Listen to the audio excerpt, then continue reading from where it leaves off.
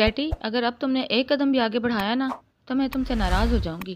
نرمل نے اپنی بلی کو پکڑتے ہی اسے وارننگ دی، لیکن اگلے ہی لمحے وہ اس کی گود سے اتر کر بھاگتے ہوئے خالہ کے دوسرے پورشن میں سیڑھیاں چڑھ کر بھاگ گئی تھی۔ یا اللہ، یہ کیٹی بنا! وہ تیزی سے اس کے پیچھے لپکی اور سیڑھیاں چڑھ ہی رہی تھی کہ خالہ کی آواز نے نرمل کے قدم جکڑ لیے۔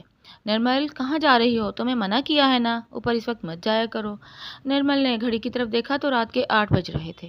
سوری خالہ، پر اگر کیٹی نے چھلانگ لگا لی تو زخمی ہو جائے گی۔ میں اسے ابھی پکڑ کر واپس لاتی ہوں۔ یہ کہہ کر وہ تیزی سے سیڑھیاں چڑھ کر سامنے والے کمرے کے اندر گھس گئی اور اگلے ہی پل اس کی چیخ برآمد ہوئی۔ سامنے حارب خان باتھ روب میں ملبوس تھا اور باتھ روب کی ڈوری کھولے وہ چینج کرنے ہی والا تھا کہ ایک دم سے ٹھٹک کر رک گیا۔ کون ہو تم اور یہ کیا بدتمیزی ہے؟ وہ چلایا تو نرمل نے اپنی آنکھوں پر ہاتھ رکھا اور پیچھے مڑ گئی۔ میں اپنی بلی لینے آئی تھی، اس نے ڈرتے ڈرتے کہا۔ حارب خان نے دوبارہ سے باتھ روب کی ڈوری باندھی۔ اتنے مینرز نہیں ہیں تمہارے، اندر کے دروازے کو نوک کر کے اندر آتے ہیں، وہ غصے سے چلایا۔ اس کی سخت آواز نے نرمل کے رہے سہے ہوش بھی اڑا دیے تھے۔ سوری، اس کی پھنسی پھنسی سی آواز نکلی۔ اگلے ہی پل وہ آگے بڑھا اور دروازہ زور سے بند کیا تو نرمل نے پھٹی پھٹی نگاہوں سے اسے دیکھا تھا۔ یہ آپ کیا کر رہے ہیں؟ مجھے باہر جانے دیں۔ وہ روحان سی ہو گئی۔ حارب خان نے بغور اس بھوری آنکھوں والی لڑکی کو دیکھا جس کے چہرے پر خوف کے آثار نمایاں تھے۔ تمہیں خالہ نے نہیں بتایا کہ اس وقت اوپر کوئی بھی نہیں آتا؟ اس نے اپنے سینے پر بازو لپیٹ کر اس کے قریب آ کر اس کے دل کو دہلا دیا۔ مجھ سے غلطی ہو گئی، مجھے جانے دیں۔ اس کی آنکھوں میں آنسو آ گئے۔ ایسے کیسے جانے دوں؟ اس غلطی کی سزا تو ملے گی تمہیں۔ اس کی آواز میں سرد مہری سی تھی۔ تبھی نرمل ڈر کر بھاگی اور تیز رفتاری سے آگے بڑھی۔ اس کا پیر کارپیٹ میں الجھا اور وہ بری طرح گر پڑی۔ اس کی نظر بیڈ کے نیچے جا ٹھہری جہاں ایک بڑے سے باکس میں ترتیب سے اسلحے کا سامان رکھا تھا۔ اس کی آواز حلق میں ہی پھنس گئی۔ وہ تیزی سے کھڑی ہوئی اور سیدھا دوڑ کر دروازہ کھولا۔ حارب خان نے اس کی بوکھلاہٹ دیکھی تو مسکرایا تھا۔ ارے اپنی بلی تو لیتے جائیے، لیکن وہ اس کی آواز سنے بغیر تیزی سے دروازہ کھول کر باہر نکل گئی تھی۔ وہ تیزی سے اپنے کمرے میں آئی، دروازہ بند کرتے ہی بیڈ میں دبک کر کمبل اوڑھ لیا۔ استغفر اللہ، یہ شخص تو بہت خطرناک ہے۔ حارب خان کے کمرے میں جانے کے بعد اس کا راز بالآخر کھل ہی گیا۔ نرمل خوف سے کانپ رہی تھی۔ مجھے خالہ کو بتا دینا چاہیے۔ اس کی آنکھوں میں خوف ہی خوف تھا۔ اگر اس نے مجھے اور خالہ کو مار دیا تو؟ اس سے آگے اس سے کچھ بولا ہی نہ گیا۔ اب تو میں نے جو کچھ دیکھا ہے اپنی زبان بند رکھنی پڑے گی، ورنہ یہ شخص مجھے مار کر بوری میں بند کر کے کہیں دور پھینکائے گا اور تیرے فرشتوں کو بھی اس کا علم نہیں ہوگا۔ وہ پوری رات اس نے خوف کے تحت گزاری تھی۔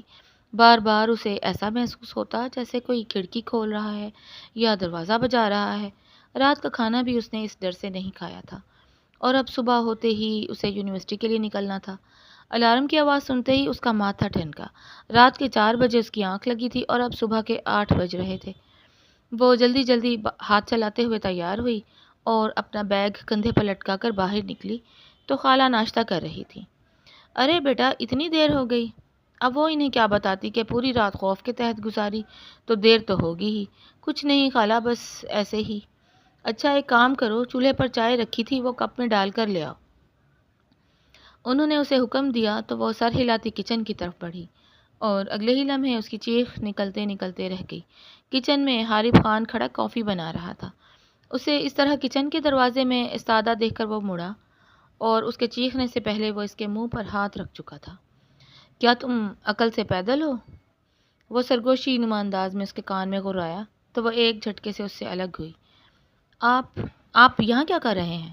نرمل کا وہ سوال سن کر وہ پہلی بار مسکرایا اور نرمل نے اس مسکراہٹ کو گویا دنیا کی خوبصورت مسکراہٹ کا نام دیا تھا۔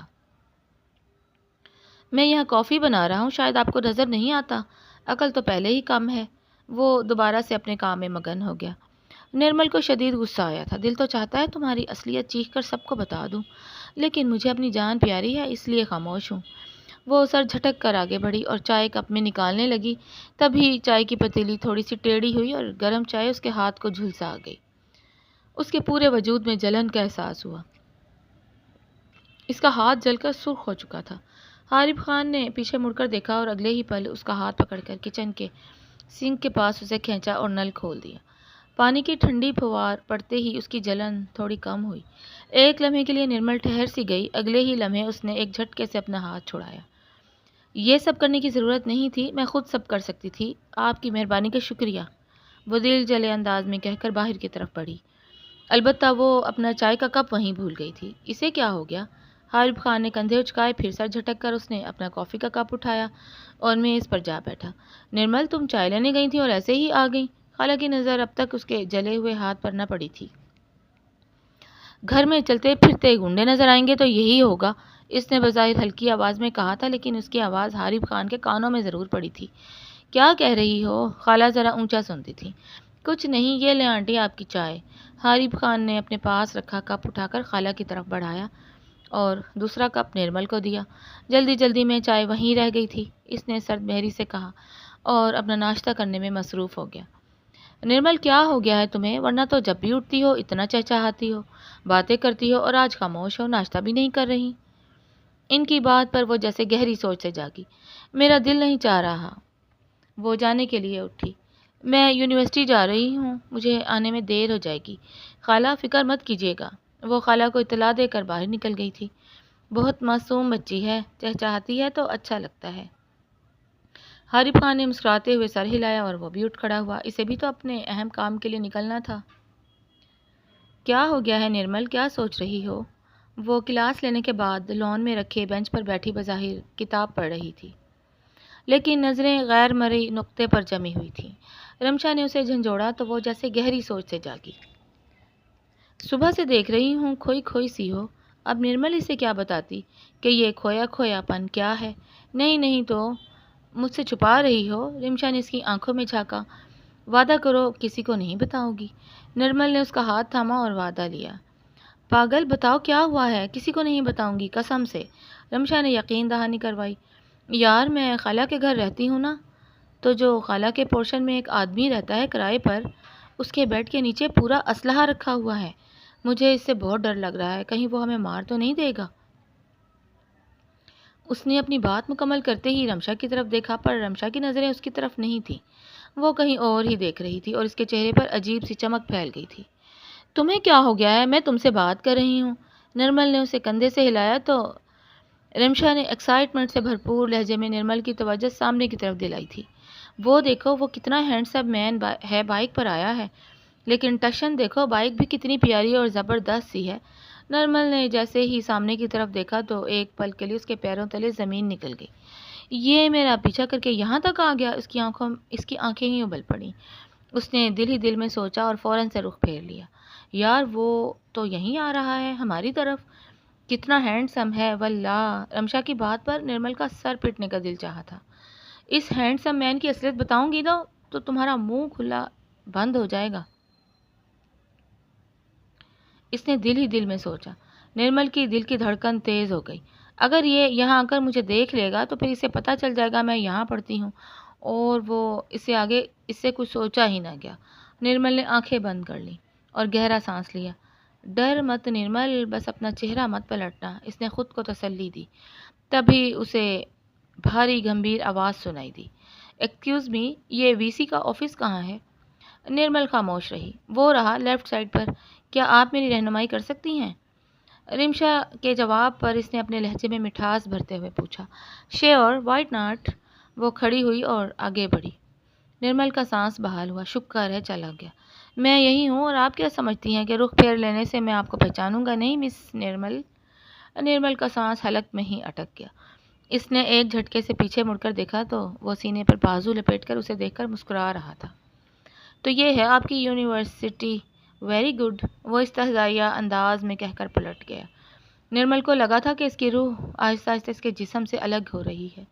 وہ رمشا کے ساتھ وی سی آفس کی طرف بڑھ گیا۔ قسم خدا کی، یہ کس قسم کی مصیبت میرے سر پر آ گری ہے؟ نرمل کلاس میں جانے کے بجائے گھر کی طرف جانے کے لیے تیار ہوئی تھی۔ تبھی بارش شروع ہو چکی تھی۔ استغفر اللہ، اس بارش کو بھی ابھی ہونا تھا۔ اس نے اپنے ماتھے پر ہاتھ رکھا اور اپنے دوپٹے کا چھجا بنا کر تیزی سے آگے بڑھی۔ یونیورسٹی میں ہلچل مچ گئی۔ لان میں بارش کا پانی جمع ہونے لگا۔ اس وقت تو بس بھی نہیں ملے گی اور رکشے والے کرائے میں منہ پھاڑیں گے، وہ بے چینی سے بڑبڑاتے ہوئے آگے بڑھتی جا رہی تھی۔ پاؤں کیچڑ زدہ ہو گئے تھے۔ یا اللہ بارش رک دے۔ وہ وہیں بس اسٹاپ کے پاس کھڑے ہو کر بس کا انتظار کرنے لگی۔ بارش بے حد تیز ہو گئی، یہاں تک کہ حد نظر صفر رہ گئی، کچھ دکھائی نہیں دے رہا تھا۔ تبھی ایک تیز رفتار بائک اس کے سامنے آ کر رکی۔ بیٹھ جائیے۔ آواز پر اسے نگاہیں اٹھا کر دیکھا تو وہ دشمن جان سر پر ہیلمٹ پہنے مسکراتی نگاہوں سے اسے بائک پر بیٹھنے کی آفر کر رہا تھا۔ میرا دماغ خراب ہے جو میں آپ کے ساتھ آؤں گی، وہ چلائی تھی۔ چلے جائیے، میں اپنی مدد خود بھی کر سکتی ہوں، مجھے آپ کے لفٹ کی ضرورت نہیں ہے۔ عارف خان ایک دم سے بائک کو ایک سٹینڈ پر کھڑا کر کے نیچے اترا اور اس کا ہاتھ تھامنا چاہا۔ خبردار ہاتھ مت لگائیے مجھے، ورنہ میں چلا چلا کر سب کو آپ کی حقیقت بتا دوں گی کہ آپ ایک قاتل ہیں۔ حارب کی آنکھوں میں حیرت ابھری۔ اگلے ہی پل اس کا قہقہا بلند ہوا۔ چلاؤ چلاؤ، دیکھتا ہوں کون تمہاری مدد کو آتا ہے۔ نرمل نے پھٹی پھٹی نگاہوں سے اسے دیکھا۔ ویسے تمہاری مرضی ہے، خالہ کو میں بتا دوں گا کہ تم آئی نہیں، انہوں نے مجھے تمہاری یونیورسٹی میں خاص بھیجا تھا کہ موسم ٹھیک نہیں ہے، میں نے سوچا میں یہاں آ جاؤں، مجھے وی سی سے بھی ایک کام تھا، پر اب تم نہیں آ رہی ہو تو یہ تمہاری مرضی ہے۔ نرمل ایک دم سے اپنی جگہ ٹھہر سی گئی اور وہ بائک بڑھا کر آگے چلا گیا تھا۔ یہ میں نے کیا کر دیا؟ اسے خالہ نے بھیجا تھا، لیکن خالہ کو کیا معلوم کہ یہ شخص ایک نمبر کا گنڈا ہے؟ مجھے کہیں اغوا کر لیتا تو؟ خالہ بھی کیسے کام کرتی ہیں، گھر جاتی ہوں اور ان سے بھی پوچھتی ہوں کہ میں اکیلی آ جاتی ہوں، تو پھر اس قاتل شخص کو بھیجنے کی کیا ضرورت تھی؟ وہ منہ ہی منہ میں بڑبڑاتی ہوئی تیزی سے آگے بڑھی اور ایک سنسان گلی میں مڑی تھی۔ بارش کافی ہلکی ہو گئی تھی، لیکن اس کا جسم چادر سے ڈھکے رہنے کے باوجود گیلے ہونے کی وجہ سے کپڑے جسم سے چپک گئے۔ اسے خود بھی بہت انکمفرٹیبل فیل ہو رہا تھا۔ یہاں سے گھر بھی کافی دور تھا، مگر اسے امید تھی کہ وہ تیز رفتاری سے قدم بڑھائے گی تو کوئی نہ کوئی سواری ضرور مل جائے گی۔ حارب خان کے ساتھ جانے سے بہتر ہے کہ انسان موت کو گلے لگا لے۔ وہ اب اپنا رجسٹر سر پر رکھے آگے بڑھتی جا رہی تھی کہ کسی نے اس کا دوپٹہ کھینچا۔ اسے لگا اس کا وہم ہے، پر وہ وہم نہیں تھا، اور وہاں ایک نہیں، دو نہیں، بلکہ 3 لڑکے کھڑے تھے۔ اس کی حالت کو دیکھ کر انتہائی بری نظروں سے اسے گھورتے ہوئے اس کی طرف بڑھے تھے۔ صبح سے دعا کر رہا تھا کہ کوئی چکنی چمیلی مل جائے، اور اب دیکھو جیسے دعا قبول ہوئی ہے۔ ان میں سے ایک نے نرمل کے کان میں سرگوشی کی تو دوسرا آگے بڑھا اور اس کا پرس اٹھا کر بارش کے پانی میں پھینک دیا۔ نرمل کی چیخ بلند ہوئی تھی۔ وہ 2 قدم پیچھے ہٹی۔ وہ تینوں اس کے سامنے کھڑے مسکرا رہے تھے۔ خبردار، ایک قدم بھی آگے مت بڑھانا، ورنہ میں پولیس کو شکایت کر دوں گی۔ اس کی یہ بات سن کر وہ تینوں قہقہا لگا کر ہنس پڑے۔ کیا کہو گی؟ پولیس کو؟ ہاں، کہاں ہے تمہاری پولیس؟ بھلا ہم بھی تو دیکھیں کہ آخر تم کیا کہو گی۔ نرمل رو پڑی تھی۔ اس کا پورا وجود خوف سے لرز رہا تھا۔ چھوڑو مجھے جانے دو، میں نے کسی کا کیا بگاڑا ہے؟ وہ تینوں لڑکے تیزی سے آگے بڑھے۔ نرمل کی چیخ بلند ہوئی، بچاؤ، ہیلپ ہیلپ! وہ دیوار سے جا لگی تھی۔ تبھی تیز رفتاری سے آتی بائک کی آواز نے نرمل کی توجہ اپنی جانب دلائی، تو وہ تینوں لڑکے بھی اپنی جگہ حیرت زدہ رہ گئے۔ یہ کون ہے؟ ایک نے دوسرے سے پوچھا۔ مجھے کیا پتا، دوسرے نے کندھے اچکائے۔ تبھی بائک رکی، حارب خان نیچے اترا اور ان دونوں لڑکوں کو گریبان سے پکڑ کر ہوا میں اچھالتے ہی زمین پر پٹخ دیا۔ تیسرا لڑکا یہ دیکھتے ہی بھاگنے لگا کہ حارب خان نے اسے گردن سے دبوچ کر اس کا گلا زور سے دبایا کہ وہ گڑ گڑاتے ہوئے اس کے قدموں میں گر گیا تھا۔ چھوڑ دو مجھے، خدا کے واسطے چھوڑ دو! وہ تینوں لڑکے جیسے ہی بھاگے تو نرمل نے دوڑتے ہوئے اس کے بازو کو تھاما۔ انہوں نے میرے ساتھ بدتمیزی! حارب خان نے بے اختیار اس کے منہ پر ہاتھ رکھ دیا۔ بس خاموش، میں جانتا ہوں، لیکن یہ تمہاری ضد کی وجہ سے ہوا ہے۔ اگر میں وقت پر نہ پہنچتا تو… اس نے اپنی بات ادھوری چھوڑ دی۔ نرمل کا سر جھک گیا اور بے دھیانی میں اس نے حارب خان کا جو بازو تھام رکھا تھا وہ ایک دم سے چھوڑ دیا۔ اس لیے کہتے ہیں کہ بڑوں کی بات مان لینی چاہیے، اس میں آپ کا ہی بھلا ہوتا ہے۔ تمہاری نظر میں لاکھ قاتل سہی، لاکھ گنڈا سہی، لیکن اس وقت تم اگر میرے ساتھ آ جاتی تو یہ سب نہ ہوتا۔ وہ دھیرے دھیرے سے کہتے بائک پر بیٹھا اور اسے بیٹھنے کا اشارہ کیا۔ میں آپ کے ساتھ اس پر نہیں بیٹھوں گی۔ نرمل کا خوف قدرے کم ہوا۔ جو بھی تھا اس نے اسے ان لڑکوں سے بچایا تھا، تو اب میں آپ کے لیے ہوائی جہاز تو لانے سے رہا۔ بندہ ناچیز کے پاس اس وقت یہی سہولت موجود ہے۔ ویسے بھی ایسے ہی طوفانی بارشوں میں جو سواری مل جائے اسے غنیمت جاننا چاہیے۔ حارب خان کی بات پر نرمل ڈرتے ڈرتے بائک پر بیٹھی۔ اس نے بائک کا ہینڈل پکڑنے کی کوشش کی، لیکن اس کا پاؤں پھسلنے کے قریب ہوا تو حارب خان نے اگلے ہی پل اسے ایک بازو سے تھاما اور اوپر کی طرف اچھال کر بائک پر بٹھا دیا۔ وہ پھٹی پھٹی نگاہوں سے اسے دیکھنے لگی۔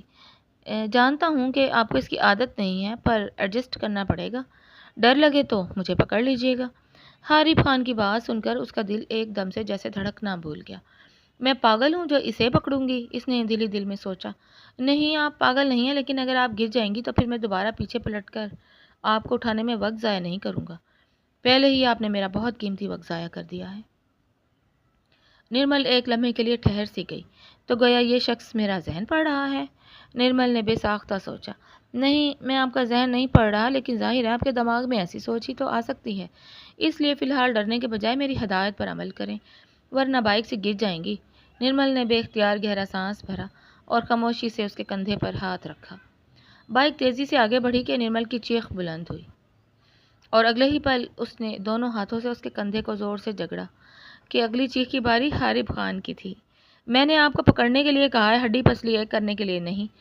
خدارا اپنے ناخن چھوٹے کر لیں، میرے کندھے میں گھس کر زخمی کر چکے ہیں۔ مجھے نرمل کو ہنسی آ گئی تھی۔ اس نے بے اختیار اپنی ہنسی روکی اور اپنے منہ پر ہاتھ رکھ کر بائک بیلنس ہوتے ہی اس کے کندھے سے ہاتھ ہٹا چکی تھی۔ بائک تیزی سے خالہ کے گھر کے سامنے رکی۔ وہ دونوں بری طرح بھیگ چکے تھے۔ وہ تیزی سے اندر آئی تو سامنے سرمد کو دیکھ کر اس کے ضبط کا بند ٹوٹ گیا۔ تم رو کیوں رہی ہو اور تم کیسے آئیں؟ تبھی اس کی نظر حارب خان پر پڑی۔ انہوں نے مجھے لفٹ دی تبھی میں پہنچ سکی، ورنہ تو بیچ راستے میں ہی خوف سے مارے میرا دل بیٹھ جاتا۔ نرمل نے اصل بات چھپا لی تھی۔ تم بیٹھو، میں تمہارے لیے کافی بنا کر لاتا ہوں۔ سرمد نے مسکراتے ہوئے اس کا چہرہ تھپ تھپایا تو حارب خان نے ایک لمحے کے لیے ان دونوں کو دیکھا تھا، جو دنیا مافیہ سے بے نیاز ایک دوسرے کی دلجوئی میں مصروف تھے۔ حارب خان تیزی سے واپس پلٹ گیا۔ نرمل نے اسے یوں تیز رفتاری سے جاتے دیکھا تو اسے عجیب سا احساس ہوا۔ مجھے کم از کم حارب خان کو شکریہ کہنا چاہیے تھا، اس نے دل ہی دل میں سوچا، لیکن پھر سر جھٹک دیا۔ زبردستی کی لفٹ دی ہے، میں نے تھوڑی نہ مانگی تھی، اس نے خود غرضی سے سوچا۔ دوسری طرف سرمد اس کے لیے تولیہ لایا تھا۔ وہ اپنے بالوں کو خشک کر کے اب کافی پی رہی تھی۔ تمہارا بہت شکریہ سرمد۔ خالہ کہاں ہے؟ وہ خالہ کا منہ بولا بیٹا تھا، رہتا پڑوس میں ہی تھا، اکثر خالہ کے گھر میں آنا جانا رہتا تھا۔ خالہ کے سر میں بہت درد ہے، دوائی لے کر دی ہے تو وہ سو رہی ہیں۔ نرمل بے اختیار مسکرائی اور اس کی نظریں جھک گئیں۔ سرمد کا انداز اس قدر دل موہ لینے والا تھا کہ وہ اسے اچھا لگتا تھا۔ اور تم بھی اپنا خیال رکھو، دیکھو تو کتنی سوکھی سڑی سی ہو، اس قدر تیز بارش میں یونیورسٹی چلی گئی۔ نرمل ہنس پڑی تھی۔ اب تم میرا مذاق اڑا رہے ہو؟ سیڑھیاں چڑھتے حارب خان نے ان دونوں کی باتیں سنی تھی اور اپنے کمرے میں گم ہو گیا تھا۔ کمرے میں آتے ہی اس نے گہرا سانس بھرا، اپنے کپڑے تبدیل کیے اور کھڑکی میں آ کر کھڑا ہو گیا، جہاں سے خالہ کی چھت کا منظر صاف دکھائی دیتا تھا۔ وہاں نرمل صاف ستھرے کپڑے پہن کر بینچ پر بیٹھی بارش کے بعد نکلنے والی دھوپ انجوائے کر رہی تھی، اور سرمد دور سینے پر بازو لپیٹ کر اسے غور سے تک رہا تھا۔ حارب خان کی کنپٹی کی رگ پھڑکی۔ مجھے کیوں برا لگ رہا ہے؟ وہ پیچھے پلٹ گیا اور اس نے کھڑکی کے پردے برابر کر دیے تھے۔ نرمل کی ہنسی کی آواز اسے سنائی دی کہ اس کے دل میں ٹھنڈی پھوار سی پڑی، لیکن یہ احساس ہونے پر کہ یہ ہنسی اس کے لیے نہیں بلکہ سرمد کے لیے ہے، تو اس کے چہرے کی مسکراہٹ پھر سے غائب ہو گئی۔ یہ میرا مقصد ہرگز نہیں ہے، میں یہاں جس مقصد کے لیے آیا ہوں مجھے وہی پورا کرنا چاہیے، نہ کہ کسی سراب کے پیچھے بھاگنا چاہیے۔ اس نے خود کو سرزش کی اور کتاب لے کر بیٹھ گیا۔ ڈائری میں سارے اہم کام لکھنے کے بعد وہ سونے کی تیاری کرنے لگا کہ وہ بے حد تھک چکا تھا۔ نرمل اور سرمد کی باتوں کی آواز اسے اب بھی سنائی دے رہی تھی۔ وہ کیا باتیں کر رہے تھے وہ سمجھ تو نہیں آ رہا تھا، لیکن ان کی ہنسی سن کر یہ خوب پتہ لگ رہا تھا کہ وہ دونوں اپنے مستقبل کے سنہرے خواب ایک دوسرے کے ساتھ سجانے کی منصوبہ بندی کر رہے ہیں۔ نرمل یتیم تھی اور اپنے چچا کے ساتھ رہتی تھی۔ چچا کی خود کی بھی 3 اولادیں تھیں اور ان کے تینوں بیٹے نکمے تھے۔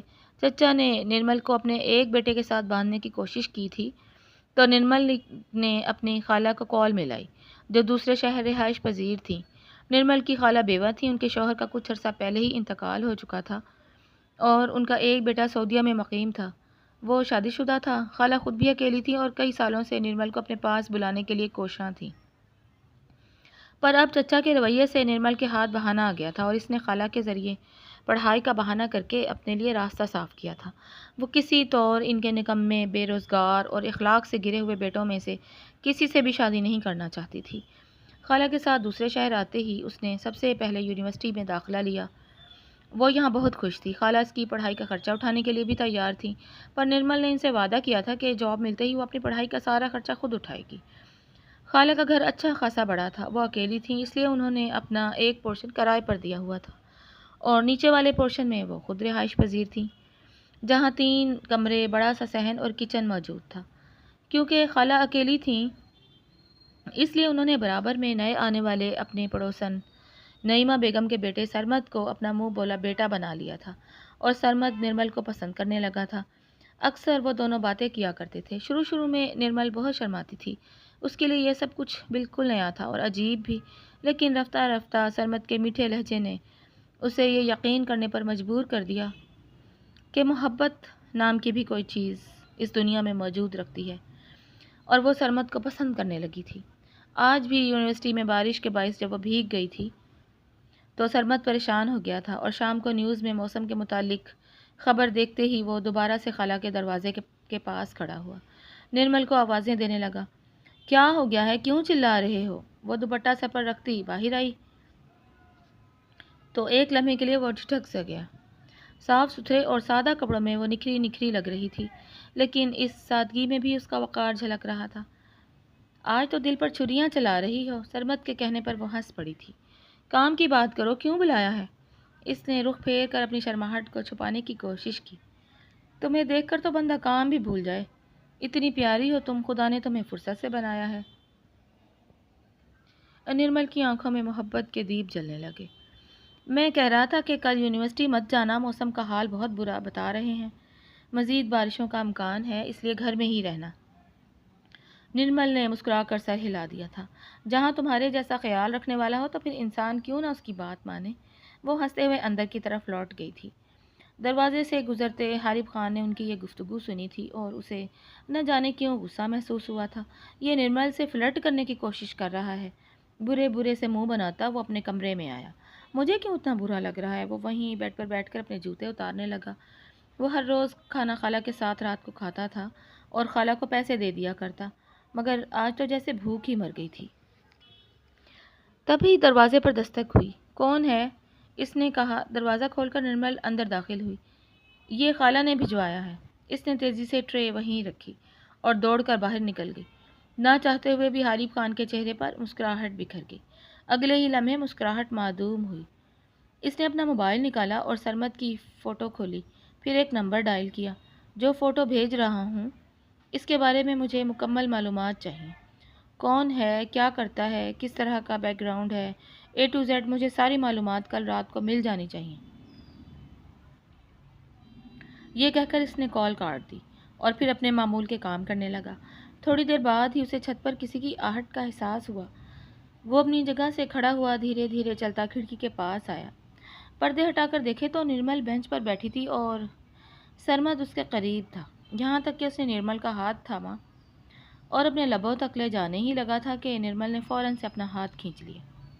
یہ سب ابھی کرنے کی کوئی ضرورت نہیں ہے، ورنہ میں تم سے ناراض ہو جاؤں گی۔ وہ اس سے کئی قدم پیچھے ہٹ گئی۔ تو ڈارلنگ پھر اکیلے میں نہ ملا کرو نا، نرمل نے سرمد کی آنکھوں میں جھانکا تھا۔ میں تو یہاں پڑھ رہی تھی، تم ہی مجھے برابر والی چھت سے دیکھ کر کود پڑے۔ نرمل کو نہ جانے خوف سا محسوس ہوا۔ تو کیا ہوا ڈارلنگ، ویسے بھی کل میں اپنی ماں سے بات کروں گا اور پھر تمہیں اپنی زندگی میں شامل کر لوں گا، کچھ لمحے تو قربت کے مجھے ملنے چاہیے۔ نرمل کے چہرے کا رنگ پھیکا پڑ گیا۔ وہ سرمد سے چند قدم اور دور ہوئی۔ نکاح کے بعد ہی تم یہ حق حاصل کر سکتے ہو، نکاح سے پہلے نہیں۔ حارب خان نے پہلی بار ناز سے نرمل کو دیکھا تھا، بلکہ اس کی خوبصورت بات کو اپنے دل میں اتار لیا تھا۔ اگلے ہی پل وہ اپنے کمرے سے باہر نکلا۔ نرمل، خالہ بلا رہی ہیں۔ سرمد اسے دیکھ کر ایک دم سے اسپاٹ سا ہو گیا۔ سرمد، تم یہاں کیا کر رہے ہو؟ حارب خان کی آواز پر وہ گڑبڑایا۔ میں یہ بلب ٹھیک کر رہا تھا، خالہ نے کہا تھا چھت پر اندھیرا ہوتا ہے اس لیے۔ اس نے فوراً سے بہانہ بنایا اور بلب کی طرف اشارہ کیا۔ حارب خان نے کنکھیوں سے نرمل کی طرف دیکھا تو وہ جا چکی تھی۔ اچھا ٹھیک ہے، یہ کہہ کر وہ واپس پلٹ گیا اور سرمد ہاتھ ملتا رہ گیا۔ کیا ہی ضرورت تھی اسے محبت کے لارے دینے کی، اب یہ حد سے زیادہ بگڑ رہی ہے، سرمد منہ میں چباتے ہوئے کہتا واپس اپنی چھت پر کود گیا تھا۔ 2 دن سے نرمل یونیورسٹی نہیں گئی تھی، موسم کی خرابی کی بنا پر وہ گھر میں ہی آرام کر رہی تھی۔ تبھی خالہ نے اسے بلایا تھا۔ تمہارے لیے 2 خبریں ہیں، بتاؤ پہلے کون سی خبر دوں تمہیں، اچھی یا بری؟ خالہ کی بات پر نرمل کا دل دھک سے رہ گیا۔ اس نے بری خبر خود ہی اخذ کر لی تھی۔ کیا میرے چاچا آ رہے ہیں؟ یہ سنتے ہی خالہ نے سر ہلایا۔ بالکل، اور دوسری اچھی خبر یہ ہے کہ سرمد نے تمہارے لیے رشتہ بھیجا ہے۔ اس خبر نے بری خبر کو زائل کر دیا تھا۔ آپ نے کیا سوچا خالہ؟ اس نے اپنی نگاہیں جھکا لی۔ کچن میں کافی بناتے حارب نے سب کچھ اپنے کانوں سے سنا تھا اور اس کا دل جیسے دھڑکنا بھول گیا تھا۔ تمہاری مرضی کے بغیر کچھ نہیں کہوں گی، اور اگر تم اپنے چاچا کے ساتھ واپس نہیں جانا چاہتی تو اس رشتے پر مہر لگا کر میں تمہارا نکاح کر دوں گی۔ نرمل نے مسکراتے ہوئے سر ہاں میں ہلایا تو خالہ نے اس کا ماتھا چوم لیا۔ تم سرمد سے خوش تو ہو نا؟ نرمل نے شرماتے ہوئے گردن جھکا لی، اور کافی لے کر ناشتے کی میز پر بیٹھتے حارب خان نے یہ منظر بخوبی دیکھا تھا اور اپنے دل کو تھام لیا تھا۔ دوسری طرف سرمد کو جیسے ہی پتہ چلا کہ نرمل نے اس سے رشتے کے لیے ہاں کر دی ہے تو وہ خوشی سے پھولے نہیں سمایا، اور شام کو ہی اپنی ماں کو لے کر انگوٹھی پہنانے نرمل کی خالہ کے گھر جا پہنچا۔ نرمل سفید شلوار قمیض میں لال دوپٹہ اوڑھے بہت خوبصورت لگ رہی تھی۔ منگنی کی رسم ہوئی اور سرمد نے نرمل کو ہمیشہ کے لیے اپنا نام کر لیا تھا۔ حارب خان کی گھر واپسی کافی دیر بعد ہوئی تھی۔ گھر میں مہمانوں کی گہما گہمی دیکھ کر اسے حیرت ہوئی تھی، اور تابوت میں آخری کیل تو اس وقت لگی جب خالہ اسے مٹھائی دینے اس کے کمرے میں آئی تھی۔ یہ کس چیز کی ہے؟ اس نے گلاب جامن اٹھایا تھا، البتہ منہ میں نہیں ڈالا تھا۔ تمہیں نرمل نے نہیں بتایا؟ چلو کوئی بات نہیں، میں بتا دیتی ہوں۔ نرمل اور سرمد کی منگنی ہو گئی ہے۔ حارب خان کے پیروں تلے سے زمین نکل گئی تھی۔ اچھا، مبارک ہو، اگلے ہفتے نکاح ہے۔ اسے حیرت کا شدید جھٹکا لگا تھا۔ خالہ کے جاتے ہی اس نے اپنے کمرے میں ہر چیز تہس نہس کر دی تھی۔ تبھی اس کا موبائل رنگ دینے لگا۔ سرمد کے حوالے سے ہم نے ساری معلومات جمع کروا لی ہیں۔ آپ جس ہیومن ٹریفکنگ گروپ کے سربراہ کے پیچھے ہیں، یہ انہی کا کارندہ ہے۔ حارب خان نے بے اختیار گہری سانس بھری۔ ٹھیک ہے، تو آج رات کو ہم اس کے گھر آپریشن کریں گے۔ یہ کہہ کر اس نے کال بند کر دی اور رات کے 2 بجے سرمد کے گھر دھاوا بولا تھا۔ اس کی نام نہاد ماں تو گھر سے پہلے ہی غائب ہو چکی تھی، اور وہ اپنے چند آوارہ دوستوں کے ہمراہ اپنے گھر میں تاش کھیل رہا تھا۔ اس کی گفتگو سن کر حارب خان کے کانوں سے دھواں نکلنے لگا۔ اس چکنی چمیلی کو میں نے پھنسایا ہے، نکاح کے بہانے اسے لے جاؤں گا، اور پھر تم سب بھی آ جانا۔ پہلے خوب اس کی دعوت اڑائیں گے اور اس کے بعد اسے آگے بھیج دیں گے۔ بے وقوف تو ہے ہی، ساتھ میں یتیم بھی ہے، تو 4 چاند لگ جائیں گے، کوئی پوچھنے والا ہی نہیں ہوگا کہ سرمد نرمل کو لے کر کہاں گیا۔ اور اس بات کے ختم ہوتے ہی حارب خان نے اپنے ساتھیوں کا ہمراہ وہاں موجود تمام لوگوں کو گرفتار کر کے جیل میں ڈال دیا تھا، جبکہ سرمد کے پاؤں میں گولی مار کر اسے خود اپنی حراست میں لیا تھا۔ تمہاری طرف تو میرے بہت سے حساب نکلتے ہیں، وہ چکتا کرنے کے بعد ہی تمہیں آگے جیل میں بھیجوں گا۔ حارب خان کے منہ سے نکلے یہ الفاظ سرمد کو پتھر کا کر کے تھے، اور اسے معلوم ہو گیا تھا کہ اب اس کی قسمت بدل چکی ہے اور وہ پکڑا جا چکا ہے۔ 2 دن سے سرمد اس سے ملنے نہیں آیا تھا، اور تب خالہ کو کسی نے بتایا تھا کہ سرمد کو گرفتار کیا جا چکا ہے۔ نرمل کے دل کو دھکا سا لگا۔ ناشتے پر بیٹھے حارب خان نے ایک نظر اسے دیکھا تھا۔ مجرم کو پکڑا ہی جانا چاہیے، اس کا یہ جملہ سن کر نرمل کے تن بدن میں آگ لگ گئی۔ اگر ایسا ہے تو سب سے بڑے مجرم تو آپ ہیں، جنہیں آج تک کوئی نہیں پکڑ سکا، تو سرمد کو کیوں؟ اس نے کیا کیا تھا؟ کسی کا کیا بگاڑا تھا؟ حارب خان نے کوئی بھی جواب دیے بغیر اپنا کام جاری رکھا تھا۔ یہ تو وقت بتائے گا نرمل۔ وہ رو پڑی تھی۔ آپ ایک انتہائی گھٹیا انسان ہیں، جو صرف اور صرف اپنا مفاد چاہتے ہیں اور کچھ نہیں۔ آپ نے مجھ سے میری خوشیاں بھی چھین لی ہیں۔ ضرور یہ آپ کا ہی کیا دھرا ہوگا، شروع سے ہی آپ مجھ پر گندی نظر رکھے ہوئے ہیں۔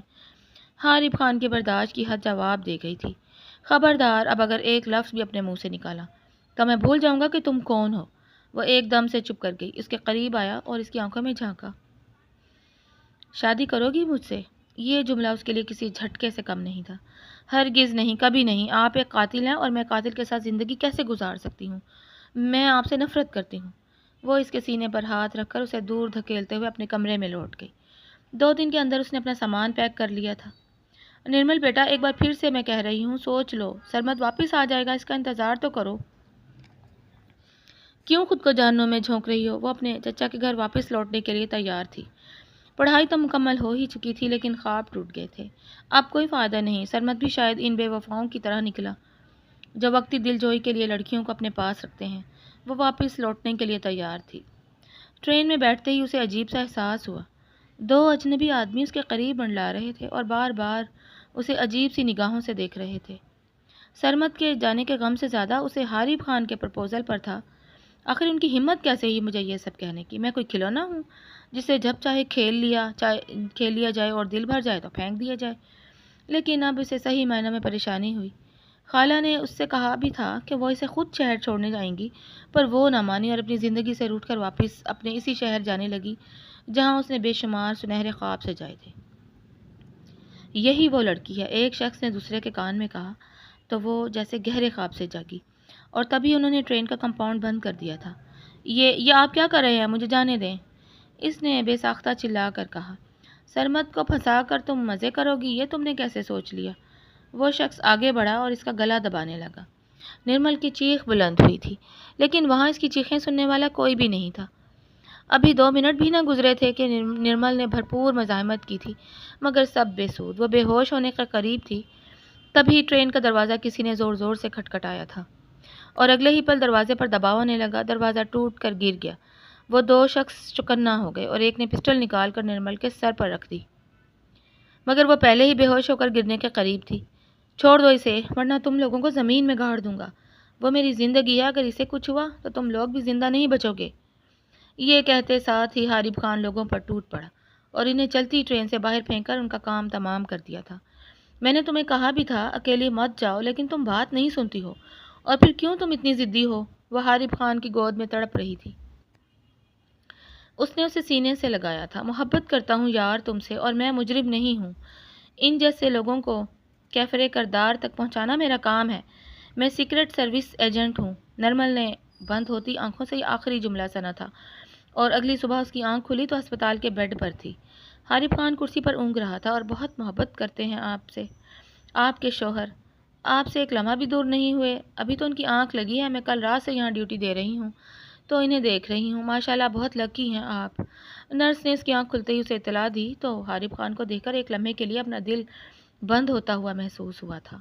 اس دوران وہ نیند میں کسمسائی، اسے جاگتا دیکھ کر اس پر جھکا۔ تم ٹھیک ہو نا؟ اس نے اس کا چہرہ اپنے ہاتھوں کے پیالے میں بھرا اور اس کے گال تھپ تھپائے تھے۔ میں بالکل ٹھیک ہوں۔ آپ سوئے نہیں؟ آپ یہیں ہیں؟ وہ ٹھہر ٹھہر کر بول رہی تھی۔ تمہیں اس حالت میں کیسے چھوڑ سکتا ہوں؟ تمہیں دیکھ کر میری سانس بند ہونے لگی تھی۔ اگر تمہیں کچھ ہو جاتا تو؟ اس نے بے اختیار اپنے سینے پر ہاتھ رکھا تو نرمل کی نگاہیں جھک گئی تھیں۔ وہ صحت یاب ہو کر گھر واپس آئی تھی۔ خالہ تو اسے دیکھ کر رو پڑی تھی۔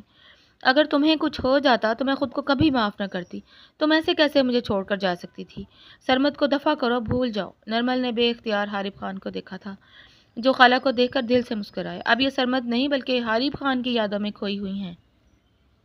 خالہ نے پھٹی پھٹی نگاہوں سے حارب کو دیکھا تھا۔ حارب، یہ تم ہو؟ تم اتنے سنجیدہ رہتے تھے کہ کوئی پرندہ بھی تمہارے نزدیک پر نہیں مار سکتا تھا، اور اب تم یہ سب کہہ رہے ہو؟ وہ خوش بھی تھیں اور حیران بھی تھیں۔ کیوں خالہ، میں انسان نہیں ہوں؟ میرے سینے میں دل نہیں دھڑکتا کیا؟ وہ مسکرا دیا تھا۔ تو پھر کیا خیال ہے آپ کے نیک ارادوں کا؟ خالہ نے اس کا کان مروڑا تھا۔ بہت نیک خیال ہے، بس آپ اپنی بھانجی کو سمجھا دیں کہ انہیں ہاں کہہ کر جی حضوری ہی کرنی ہے۔ اس بات پر تینوں کا قہقہا بلند ہوا۔ 2 دن میں نرمل صحتیاب ہو گئی تھی تو حارب خان اس کے پاس چلا آیا تھا۔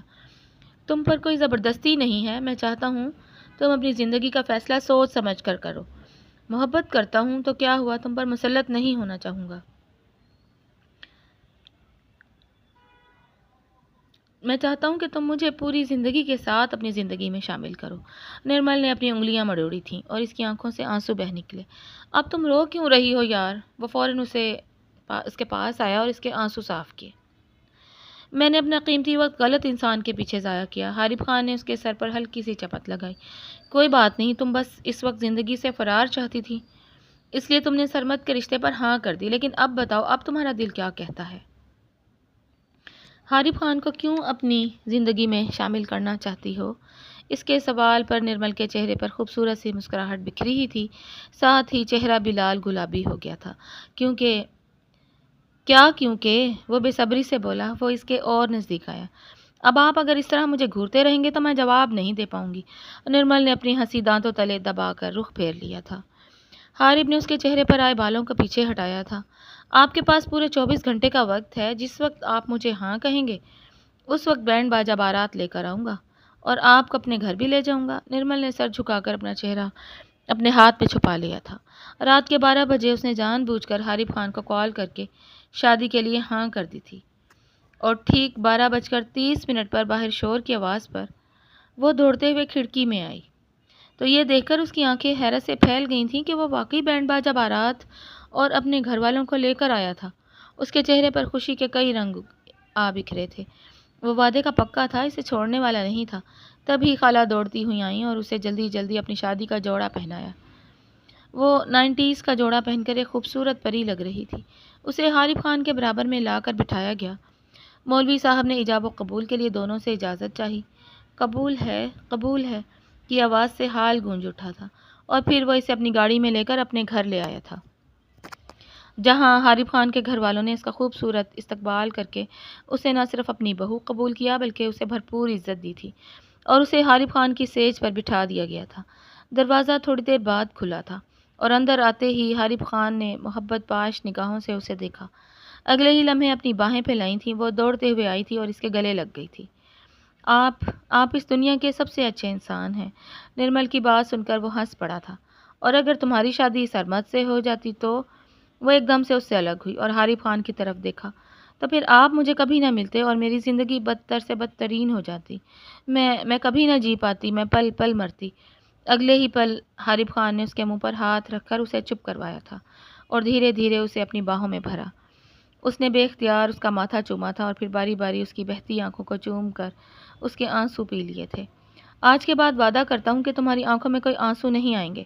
اسے خالہ نرمل کی مشکل زندگی کے بارے میں سب بتا دیا تھا، اور تب سے وہ اسے پسند کرنے لگا تھا۔ جب اس نے اسے پہلی بار دیکھا تھا، نرمل اس کی باہوں میں پگھل رہی تھی اور حارث خان اسے محبت سے سمیٹ کر اپنی زندگی میں شامل کر چکا تھا۔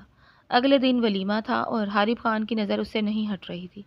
بس کر دیں حارث، نظر لگوائیں گے کیا؟ کب سے مجھے ہی دیکھے جا رہے ہیں، سامنے بھی دیکھ لیں ہال میں۔ اس نے حارث کی توجہ مہمانوں کی طرف کروائی، تب بھی اس نے مسکراتے ہوئے اس پر نظریں جمائی تھیں۔ میرا دنیا مافیہ سے کیا لینا؟ دنیا میری، دنیا تو تم ہی ہو نا۔ جواباً نرمل نے شرماتے ہوئے رخ پھیر لیا اور اس کے ہاتھ پر چٹکی کاٹی تو وہ جیسے محبت کی دنیا سے ایک پل کے لیے باہر آیا تھا۔ نشہ کرنے دو نا، جینے دو مجھے ان خوبصورت سی آنکھوں میں، اپنا ہر درد بھول جانا چاہتا ہوں۔ اور اس دن نرمل کو اندازہ ہو گیا تھا کہ وہ ایک انتہائی نرم دل انسان ہے جس کے دل میں سونے کا دل دھڑکتا ہے اور جو نرمل سے بے انتہا محبت کرتا ہے۔ نرمل کو اپنی بے وقوفیاں یاد آئی تھیں اور وہ مسکرا دی تھی جب اس نے اسے قاتل سمجھ لیا تھا، جبکہ سچ تو یہ تھا کہ وہ نرمل کا محافظ تھا، اور نہ صرف نرمل کا بلکہ ان کئی سینکڑوں لڑکیوں کا بھی جو اس خطرناک گروہ کے ہاتھوں چڑھنے والی تھیں۔ اس نے بے اختیار اپنے رب کا شکر ادا کیا تھا کہ وہ حارث خان جیسے خوبصورت دل رکھنے والے انسان کی زندگی میں شامل ہوئی ہے، اور اس بات پر وہ جتنا شکر ادا کرتی کم تھا۔ اس کی زندگی اب حسین ہو گئی تھی اور اسے احساس ہو گیا تھا کہ سچ کہتے ہیں انسان صبر سے کام لے تو زندگی گل و گلزار ہو جاتی ہے۔ بس یہ صبر ہی پہلی شرط ہے اور اس کے بعد کامیابی مقدر ہے۔ یہ کہانی سکھاتی ہے کہ انسان اکثر ظاہری روپ، سخت لہجے یا پہلی جھلک کو سچ سمجھ بیٹھتا ہے، جبکہ حقیقت اس سے کہیں گہری ہوتی ہے۔ نرمل کا کردار معصومیت، خودداری اور جذباتی کمزوری کا عکس تھا، جو محبت اور تحفظ کی تلاش میں غلط شخص پر بھروسہ کر بیٹھی۔ مگر وقت نے اسے سکھایا کہ ہر میٹھی بات کرنے والا مخلص نہیں ہوتا۔ حارث خان ابتدا میں سخت، پراسرار اور خوفناک دکھائی دیا، لیکن اس کے عمل نے ثابت کیا کہ اصل انسانیت الفاظ سے نہیں کردار سے پہچانی جاتی ہے۔ البتہ اس کی سخت مزاجی اور رازداری نے غلط فہمیاں بھی پیدا کیں جو اس کی کمزوری تھیں۔ سرمد جیسے کردار معاشرے کے ان چہروں کی نمائندگی کرتے ہیں جو محبت کا لبادہ اوڑھ کر دھوکہ دیتے ہیں، اس لیے صرف نرم لہجے یا توجہ کو محبت سمجھ لینا خطرناک ہو سکتا ہے۔ کہانی کا خوبصورت پہلو یہ ہے کہ صبر، وقت اور سچ آخرکار پردے ہٹا دیتے ہیں اور انسان کو وہی ملتا ہے جو اس کے حق میں بہتر ہو۔